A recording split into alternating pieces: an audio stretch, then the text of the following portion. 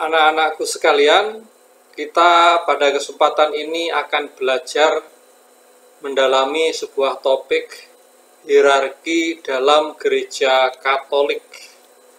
Pelajaran agama Katolik kelas 11 semester 1. Tujuan mengapa kita mempelajari hierarki adalah pertama agar para siswa mengetahui apa saja sih yang termasuk ke dalam hierarki itu. Kedua, siswa mampu menyebutkan hierarki. Yang ketiga, siswa mampu menggambarkan hierarki susunannya. Berikutnya, siswa bisa bersikap yang bijak terhadap hierarki. Dan siswa mampu menyebutkan mana yang termasuk hierarki di paroki kalian masing-masing. Apa yang akan kita pelajari sesungguhnya? Pertama itu apa hierarki? Bagaimana susunan hierarki dan siapa yang disebut hierarki? Dan bagaimana kita bersikap terhadap hierarki? Nah, anak-anak pasti tahu bahwa di dalam gereja Katolik ada 7 sakramen. Yang pertama sakramen baptis, yang kedua sakramen ekaristi, yang ketiga sakramen krisma, yang keempat sakramen rekonsiliasi atau imam atau sakramen tobat, yang kelima sakramen pernikahan, yang keenam sakramen imamat, yang ketujuh adalah sakramen pengurapan orang sakit. Jadi sakramen imamat ini salah satu dari 7 sakramen di dalam gereja Katolik. Nah, sakramen imamat itu sebenarnya apa sih? Sakramen imamat itu atau yang disebut tahbisan adalah sakramen sebagai tanda dan sarana seseorang memperoleh kuasa resmi untuk memimpin umat Allah.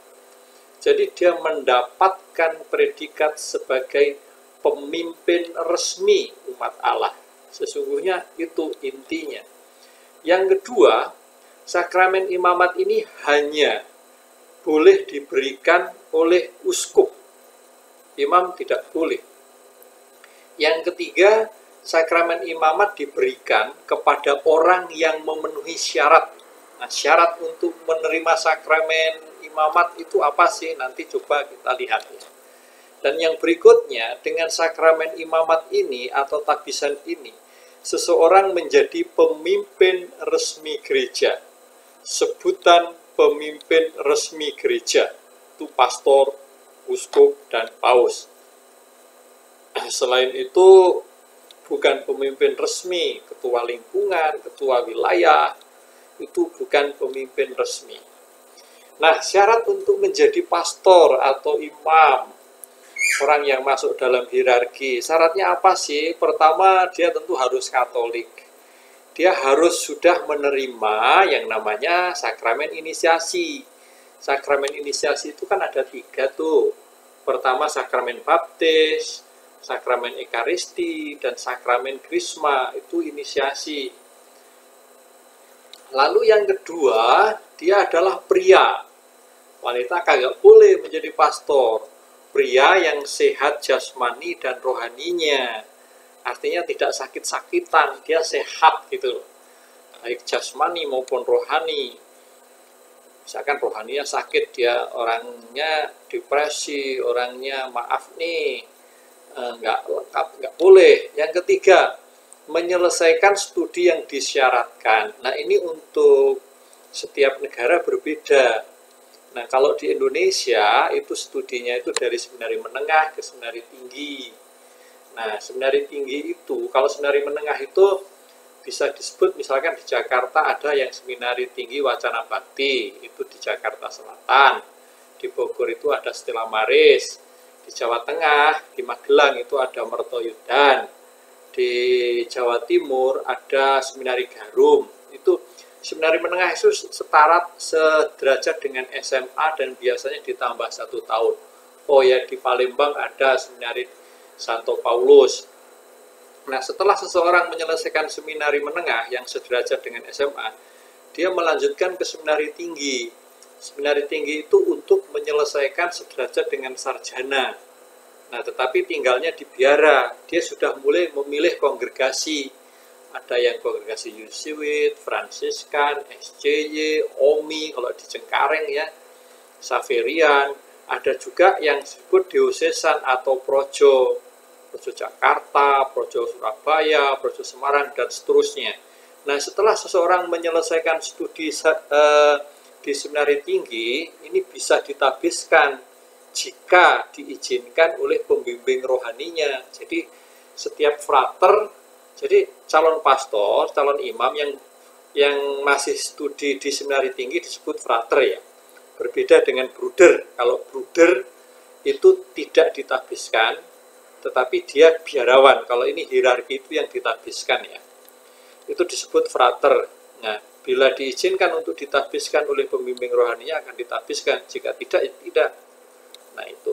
Lalu berikutnya menjalani proses lain yang diwajibkan. Jadi untuk keuskupan-keuskupan tertentu ada syarat tambahan. Misalkan nih, proses lain itu ada keuskupan Jakarta misalkan saja. Oh ya, harus menyelesaikan S2. Atau misalkan harus melakukan praktek, misalkan ada misalkan praktek di Papua dan seterusnya. Jadi ada syarat-syarat lain yang harus diselesaikan, dan ini biasanya sangat tergantung dengan situasi keuskupan atau situasi frater yang bersangkutan. Itu syarat, siapa tahu di antara kalian ada yang ingin menjadi pastor. Nah, kalau begitu apa sih hierarki? Hierarki itu artinya sebenarnya tata susunan.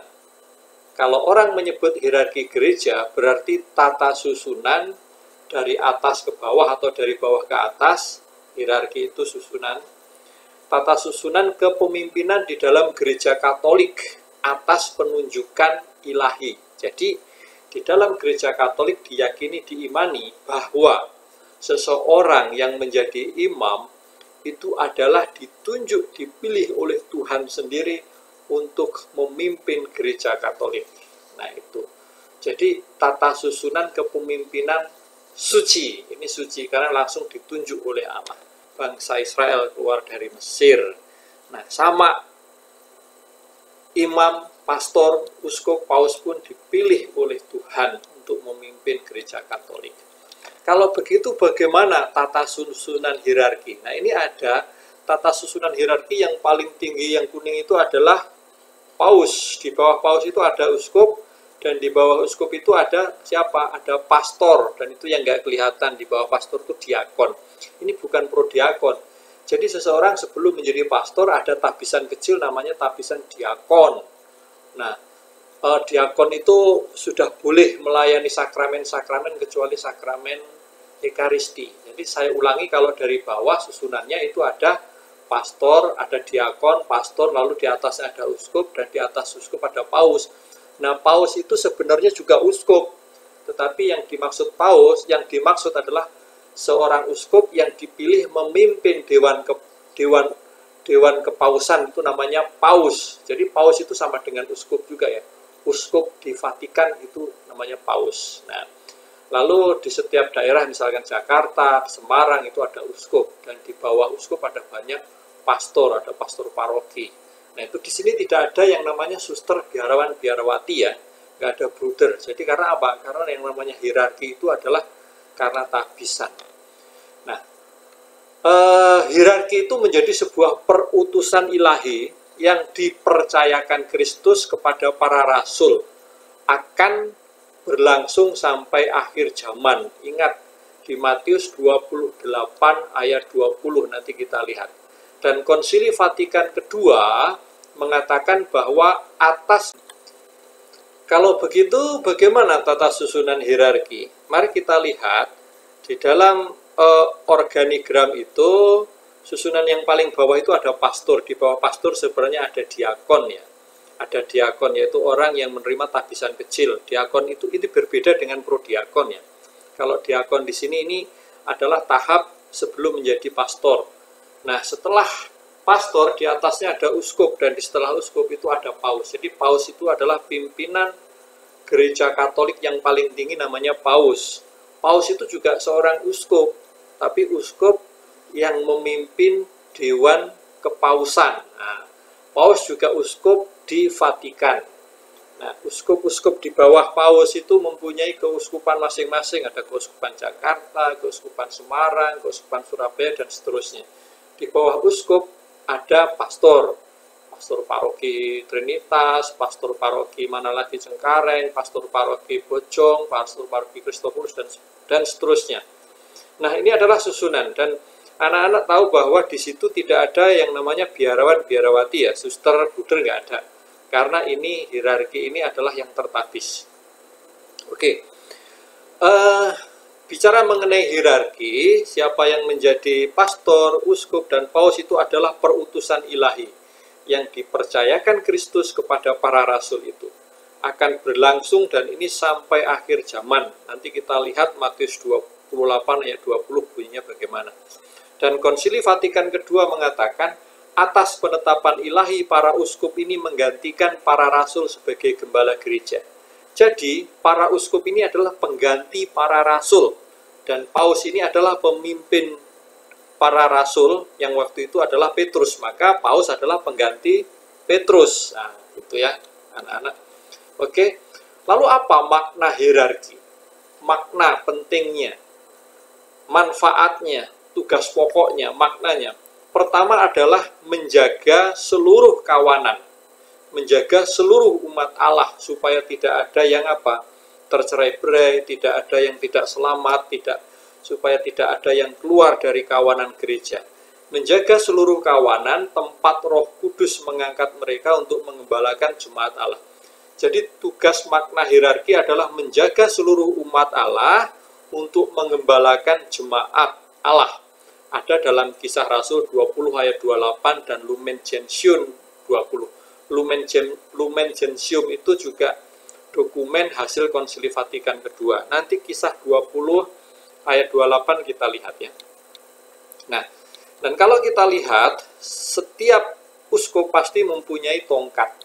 Ini adalah simbol tongkat penggembalaan. Yang mempunyai tongkat itu hanya uskup. Maka ketika seorang imam diangkat menjadi uskup, dia diberi tongkat, diberi kuasa untuk menggembalakan. Oke. Dasar kitab sucinya mana ini yang tadi saya sebut? Yaitu Matius 28 ayat 20, perintah Yesus yang mengatakan, ajarlah mereka melakukan segala sesuatu yang telah kuperintahkan kepadamu. Apa yang diperintahkan Yesus kepada para rasul, itulah yang diajarkan oleh para hierarki, diakon, pastor, uskup, paus. Itu yang diajarkan. Jadi nggak boleh diakon, pastor, uskup mengajarkan ajaran lain ya. Nah, ini Kisah 20 ayat 28, Kisah para Rasul bab 20 ayat 28, bunyinya, karena itu jagalah dirimu, dan jagalah seluruh kawanan, karena kamulah yang ditetapkan Roh Kudus menjadi penilik untuk menggembalakan jemaat Allah yang diperolehnya dengan darah anaknya sendiri.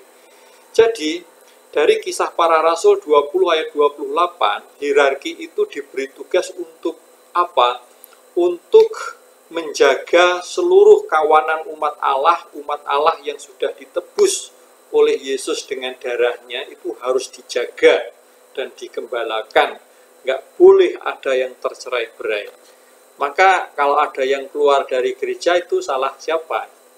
Kalau dari Kisah para Rasul ini ya para gembala mempunyai tanggung jawab sesungguhnya.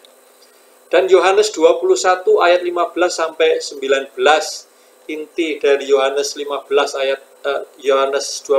ayat 15 sampai 19 adalah uskup itu pengganti para rasul. Nanti kalian baca. Nah, tugas hierarki yang pertama sebagai guru. Sebagai guru artinya hierarki itu mempunyai tugas mengajar, memastikan bahwa ajaran Yesus sampai kepada kita. Yang kedua sebagai nabi. Artinya apa? Dia mewartakan firman Allah sebagai nabi, dan sebagai imam dia menguduskan, dan sebagai raja dia mengembalakan. Artinya hierarki mempunyai tugas sebagai guru, sebagai nabi, sebagai imam, dan sebagai raja. Nah, bagaimana kita harus bersikap terhadap hierarki? Satu yang harus kita lakukan yaitu taat. Lihat di gambar itu ada seorang gembala mengembalakan banyak domba. dan semua domba mengikuti gembalanya. Maka kita pun harus taat kepada gembala kita, uskup kita, pastor kita. Ngikutin gembala, dengerin gembala ya, harus dengerin. Nggak boleh bantah, nggak boleh protes sebenarnya kepada Bapak Uskup, kepada para imam itu nggak boleh protes. Senang atau tidak senang ya kita harus taat. Taat kepada pastor, kepada uskup. Ingat, mereka adalah orang yang dipilih Tuhan, disahkan, ditabiskan. Mereka adalah pengganti para rasul, maka kita harus taat. Itu, nggak boleh protes. Nah, refleksi mengenal pastor dan lingkunganku. Apa yang harus kalian lakukan setelah ini? Pertama, tulis nama gereja parokimu. Misalkan kamu dari paroki Cengkareng, gereja Trinitas, paroki Kalideres, gereja Santa Maria Immaculata, paroki Kosambi, gereja Santo Matias Rasul misalkan. 2, tulis nama lengkap pastor yang ada di parokimu. Misalkan di Trinitas itu ada pastor Franciscus Saverius Rudi Rahkito Jati, terus Basir Karimanto Omi, dan seterusnya. Tulis nama lingkunganmu.